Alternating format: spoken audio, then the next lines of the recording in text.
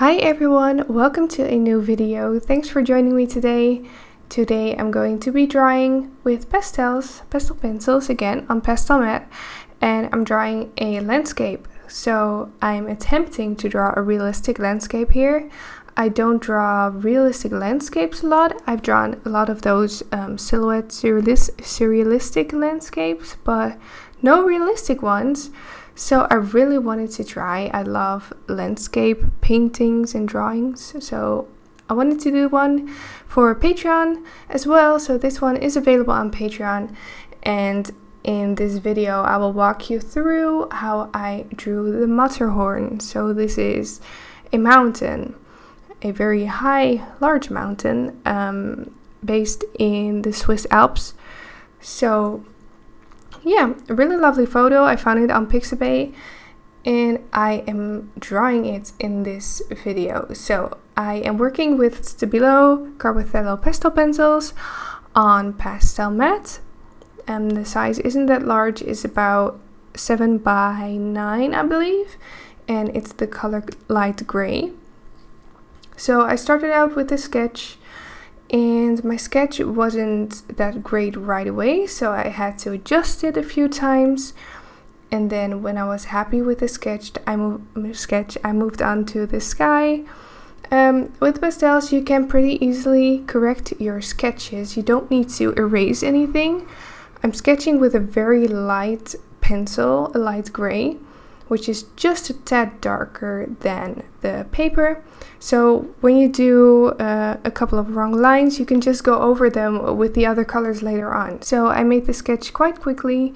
Then I right away moved on to the sky. And for the sky, I used a couple of blues.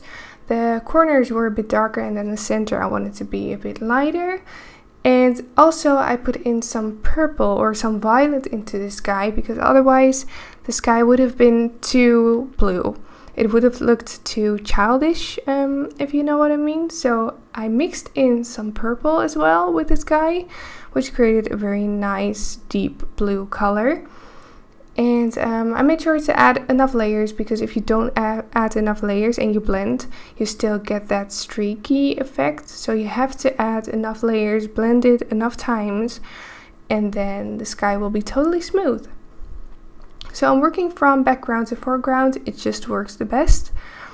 And after the sky, I moved on with the mountain itself. So on the mountain, I spent quite a lot of time. It was very fun to draw. I started out by outlining the mountain, adding a darker gray on the edges that were darker, and I added a very light gray on the light edges. And then I moved on to mapping out all the basic shapes in the mountain. So the basic dark shapes. I did that with a medium tone gray, and I did that quite quickly. So I wanted this drawing to be realistic, but not too realistic. I still wanted to get that painterly effect. So this type of drawing takes a lot of layers to build up.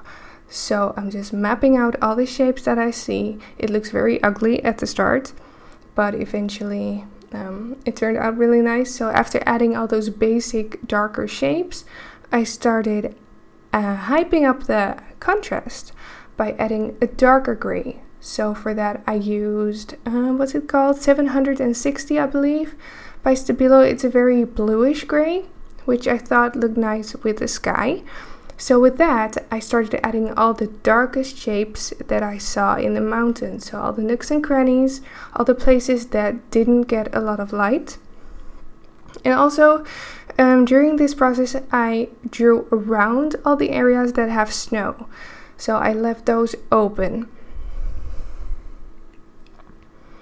So I kept it all very abstract, just adding shapes, just looking at the mountain as shapes, not really as being a mountain. And then it was time to fill in the snow.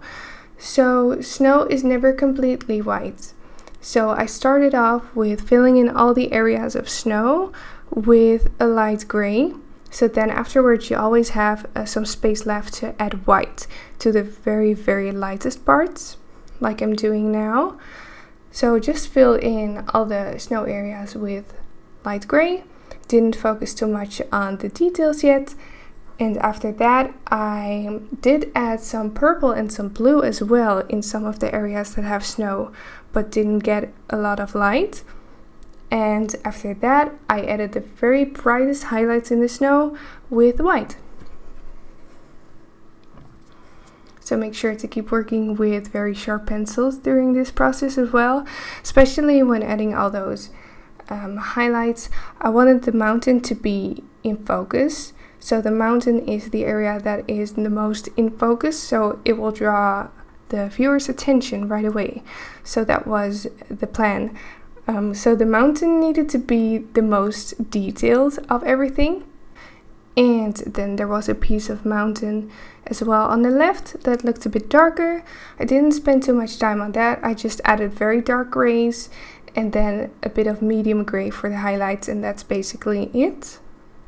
And then it was time to move on to the foreground. So I had quite a bit of trouble with the foreground, I must say. I'm not very used to drawing grass. And on the reference photo, this foreground was very blurry, so not in focus, as the focus was on the mountain. And I wanted to recreate that effect, but it was quite difficult actually, as the grass in this picture is such a large area of the drawing. So it had to be out of focus, but it still had to be believable, if you know what I mean. So I just started out with sketching some of the flowers that were on. There were some purple flowers and some yellow flowers, so I sketched those out first. And then I started adding the base tones around the flowers. So I filled in the grass with greens, a couple of greens, and then also some brown. Because if you only use green on the grass, it will look very bright and kind of childish. So the grass has to have enough colors in it as well. So I added some greens, some purple, some browns. I wasn't too tidy on these areas. It looks very streaky still, but I'm just building it up in layers.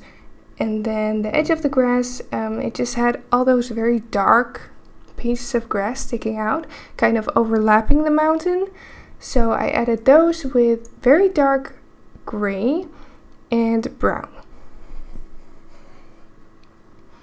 So when I had all those base layers in, I started blending. So I blended it all in to get a more smooth effect, and then it was time to add some more detail. So this is where I started having some trouble, because I didn't want to draw every single detail. I wanted to leave it quite blurry, but it didn't look very realistic. So I started adding some pieces of grass with yellow and a bit of blue as well, as I saw that on the reference. Just adding little pieces of grass going in all kinds of directions and then tapping it in. So tapping onto the paper just to make those blend a bit more with the background.